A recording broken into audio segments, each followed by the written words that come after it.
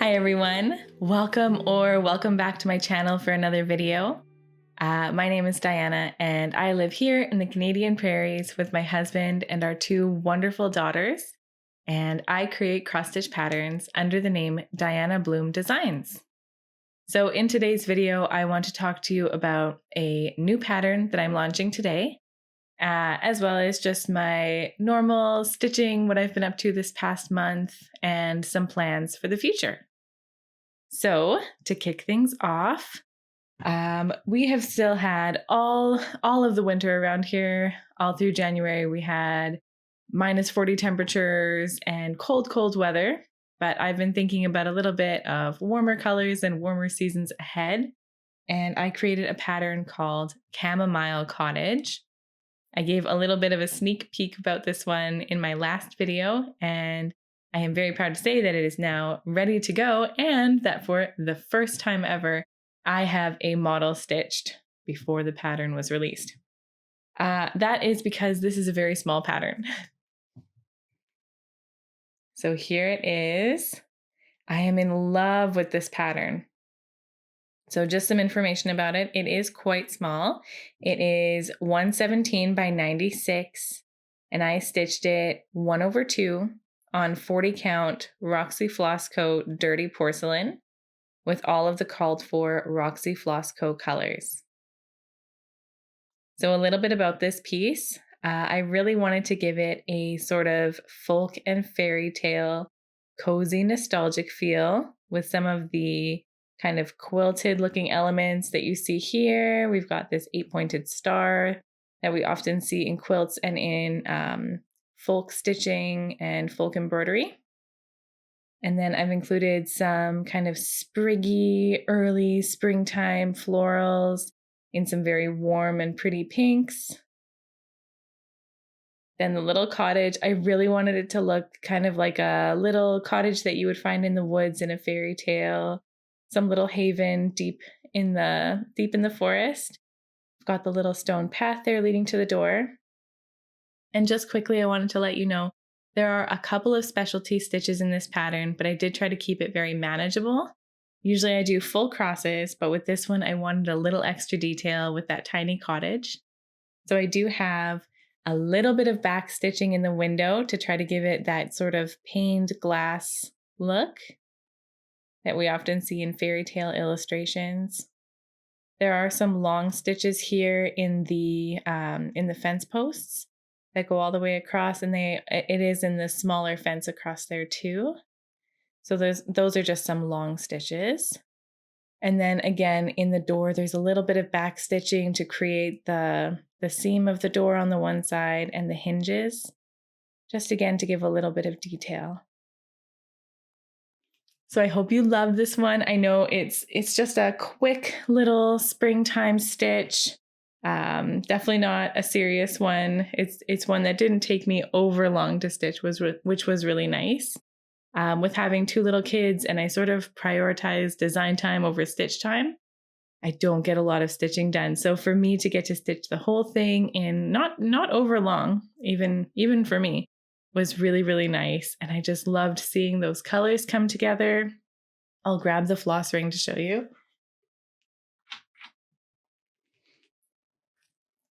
So there's only 7 colors. And they're so beautiful. I love these colors together. This pink is called Moscato. And I really like how it looks with this gray called Countess. I think that's so super pretty. This kind of gray green color called Mirkwood, I think also looks gorgeous with the pink. They're just really, really pretty all together. Got a couple of coppery colors that really make a big difference. This one's called Annie. And then this one is called Common Currency because it's such a copper penny color. And they're just beautiful. So I'm loving this color palette. I loved that stitch. It was very fun and satisfying. I hope that you like the new pattern. I will have the link down below to my Etsy shop if you are interested in it. And let me know if you're planning on stitching it. I'm very excited to see who wants to give that one a go. So that is my new pattern release. Very excited. But now let's get into just our regular stitching activities. First of all, I have a finish, which again, who am I? I swear I really only get a few stitches in a day. So for me, this is a big deal. I finally finished my model stitch of my pattern that released in November. It was the first of my Winter Bird series. This is First Frost done and stitched. Here it is. And this was stitched 1/2 on 40 count Roxy Flossco Panettone. And again, all Roxy Flossco colors. I just love their stuff. I can't be moved. They are beautiful. But for all of my patterns, I do have DMC conversions as well. So if you are more in a DMC state of mind when you want to stitch one of my patterns, no problem. They are all there for you. So for this one, I just loved all of the fill-in on that bird. I loved the snowflakes. They came together really quickly and I saved them for last. So that was kind of nice because I saw some really quick progress. Yeah, this one was really fun. I was really excited to get to see that one come together. It's one of my more painterly patterns, I feel, so it kind of felt nice, reminiscent of when I used to watercolor paint. I really like trying to use that style of work in cross stitch and in my designs. Next, I have a new start that I'm very excited to show you. So a little bit of backstory on this one. I was contacted by the person running the Canada Swaps trade stitch along. It's not a stitch along, but it's called Canada Swaps. And what it is everybody stitches something. Everybody who's a Canadian stitcher, I suppose. So we're all in Canada. You stitch something small, like 6 inches or less, and you send it to someone else in Canada. So she assigns you, it's basically a secret Santa. You get assigned a person and they don't know that you're the one sending them something. Someone else will be sending me something. And it's just fun. You know, there's nothing else to it. It's just really something fun where Canadians can send things around to each other. It's fairly easy and inexpensive. If you send something small through Canada Post, if you can send it letter mail, it goes for pretty cheap. So it's just fun. And I was very excited to get to participate. So I want to show you what I'm stitching. First, I'll tell you it is the Modern Folk Embroidery Tulip Vase Pincushion. And I'm going to put a picture of it up, even though I'm going to show you my progress in a second. I stitched mine with, or I am stitching mine with very different colors because with Canada Swaps, you're told your recipient's favorite color and you're asked to use it in the chart. So I ended up not finding something that inherently has a lot of her favorite color, which is purple. So I decided to find something where it wouldn't be overly difficult to change the colors. And I thought that this was it's a pattern that I've had on my list for a long time anyways, when I really wanted to stitch. And I thought it'd be easy to change up the palette and make it more purple. So I'll show you my stitch so far. I've gotten reasonably far on it. Tiny stitches are so my thing right now. This is so nice getting to be like, hey, I'm almost half done. And you can see I've changed up the colors pretty dramatically. And I'll show you my color palette. So I have one DMC color. This is 154. Just because I didn't have a really dark purple in Roxy Flosses. So I thought, okay, I'll grab that. And then here is the rest of my floss pack. I'll hold this up backwards. Hopefully that works. So I've got some purples and then I needed some greens for all of the leaves and the stems. And then there's a lot of different colors in the flowers. So I grabbed like a gold and a yellow. Hopefully you're seeing that okay. I think, yeah, they're lying pretty straight. So I think those are coming together really nicely. This middle purple is called Sugar Plum. It's the first time I've used it and I absolutely love it. So I can't wait to get designing with this one. And then, this is Juniper, which was in all of the Winter Bird series. This is Earl Grey. I feel like I have some that I'm reaching for again and again, but it's nice. This one's called Prose. I've never used that one before. So this has been fun because it's using colors that I know very well with some new colors, and I'm getting to create some new palettes that maybe I wouldn't have designed right off the cuff for myself.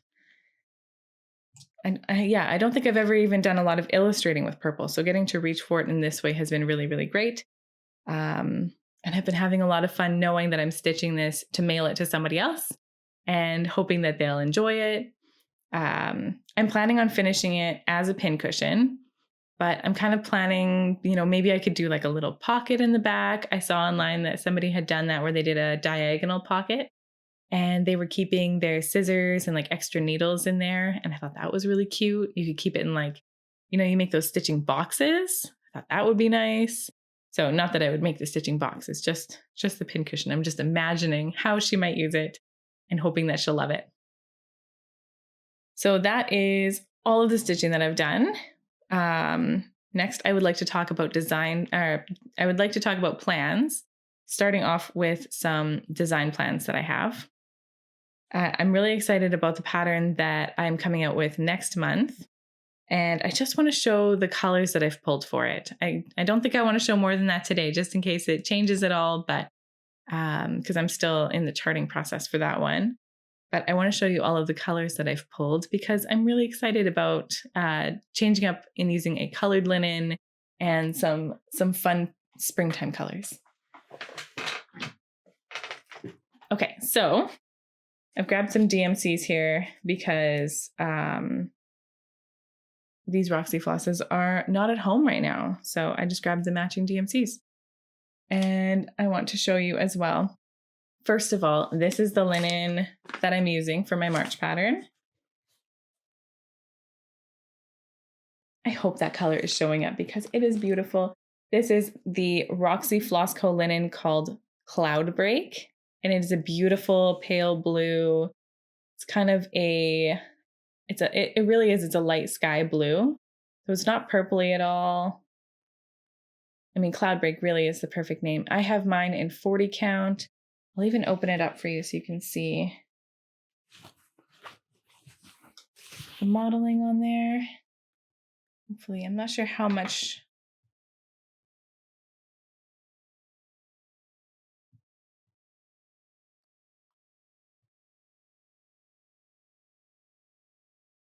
I'm not sure how wide my camera lens is here, so I'm not sure how much is in frame.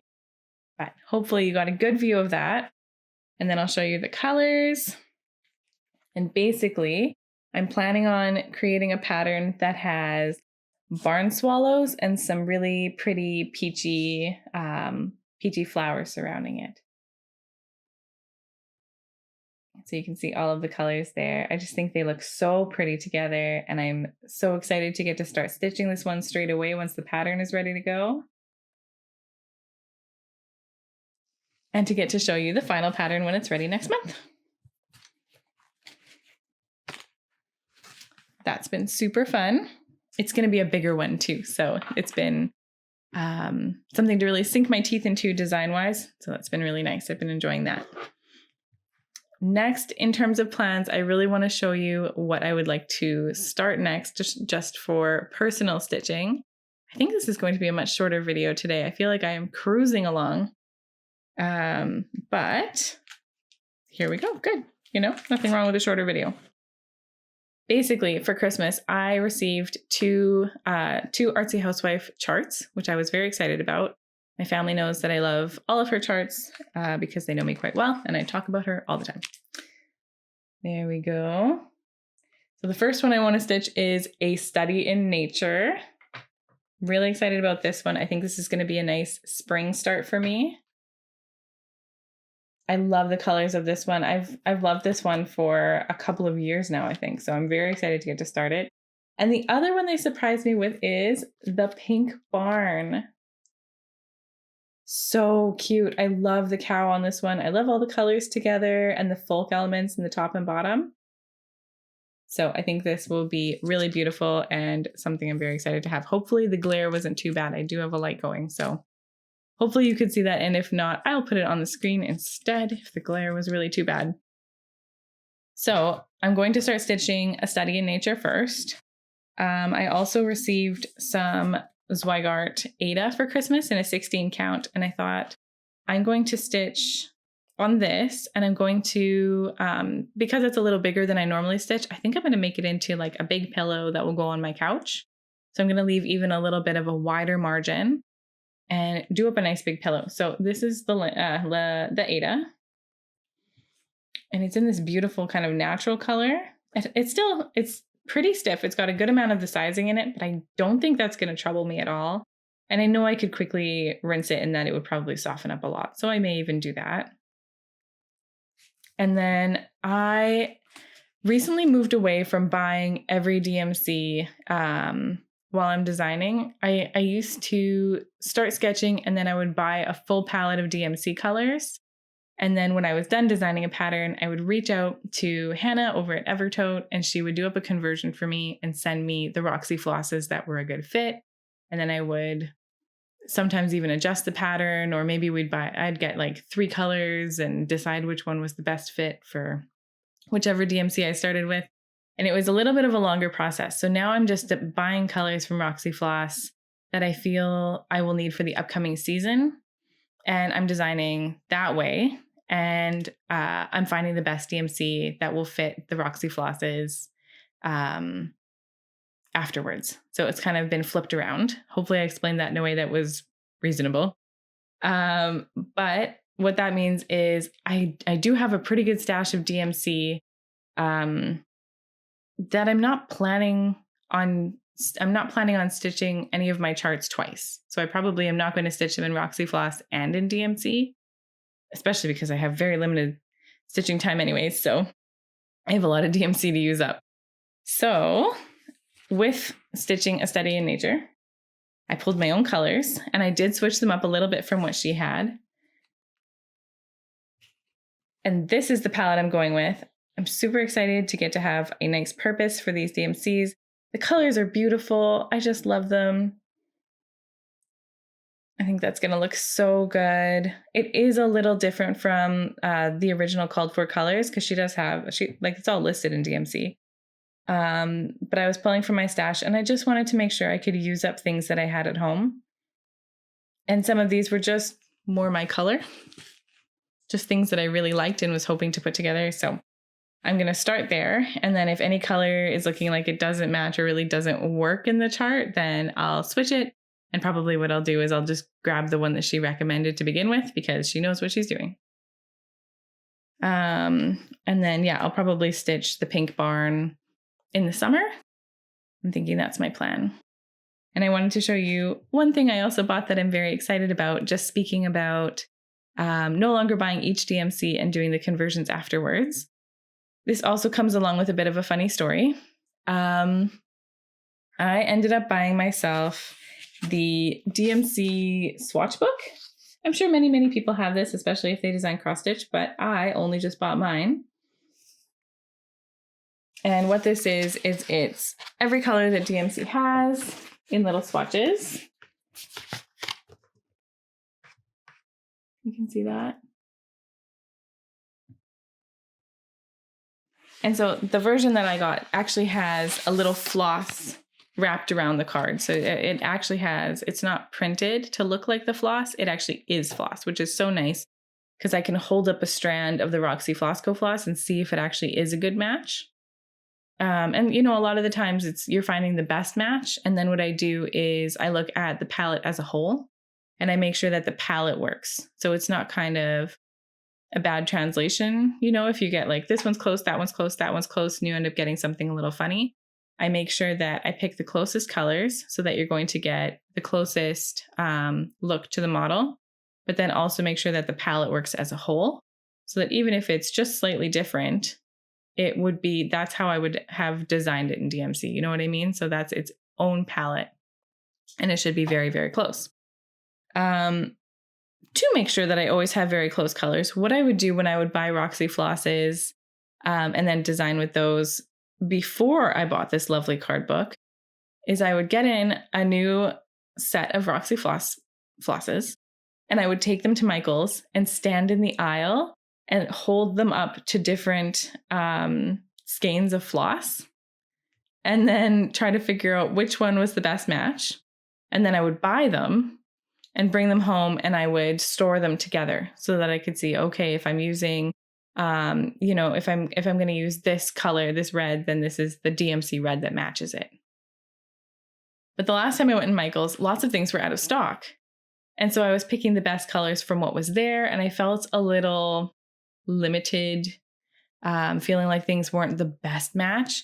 So right there in Michael's, I said, this isn't working. Plus, I really don't enjoy standing in the aisle in Michael's, like matching up the threads. I feel like people are looking like, what is she doing?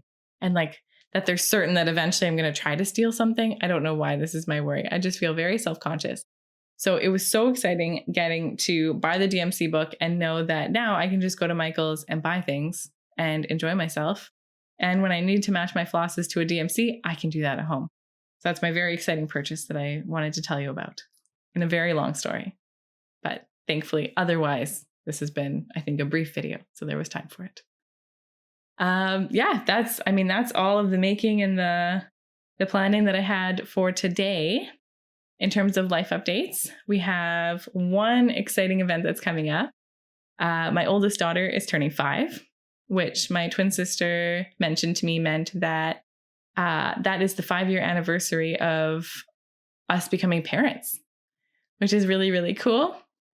And she is head over heels for Pokemon right now. So we are doing an entire Pokemon Pikachu themed birthday. There's going to be a Pokeball cake.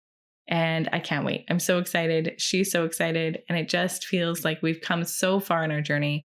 I remember very clearly the day we brought her home.